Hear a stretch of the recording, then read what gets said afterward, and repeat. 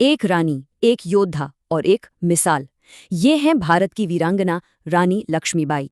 तो चलिए जानते हैं कैसे एक रानी भारत के इतिहास की सबसे बड़ी वीरांगना बन गई। उनकी कहानी शुरू होती है वाराणसी से।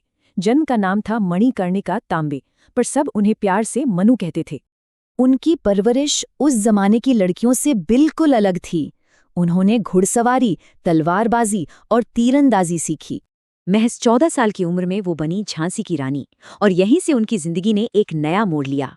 जन्म से लेकर शहादत तक ये हैं वो पल जिन्होंने मनु को रानी लक्ष्मीबाई बनाया।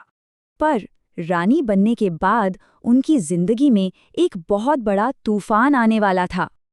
पहले बेटे और फिर पति की मौत के बाद झांसी का भविष्य संकट में पड़ गया। तब अंग्रेजों ने एक चाल चली, डॉक्ट्रिन ऑफ लैप्स, मतलब जिस राजा का अपना बेटा नहीं उसका राज अंग्रेजों का। इसी नीति के तहत अंग्रेजों ने उनके गोद लिए बेटे को वारिस मानने से ही इनकार कर दिया। और तब रानी ने वो ऐतिहासिक शब्द कहे जिसने क्रांति की आग लगा दी, मैं अपनी झांसी नहीं दूंगी।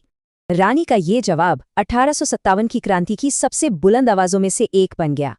जब अंग्रेजों ने झांसी को घेरा तो रानी ने खुद सेना की कमान संभाली। उनकी सेना में महिलाएं भी शामिल थीं। सोचिए, उन्होंने अपने बेटे को पीठ पर बांधा और दुश्मनों से लोहा लेने मैदान में उतर गईं। झांसी हाथ से निकल गया, पर रानी का हौसला नहीं टूटा। वो वहां से निकलकर ग्वालियर पहुंची। अंग्रेजी सेना ने उनका पीछा नहीं छोड़ा और ग्वालियर के पास हुई उनकी आखिरी और सबसे भीषण लड़ाई।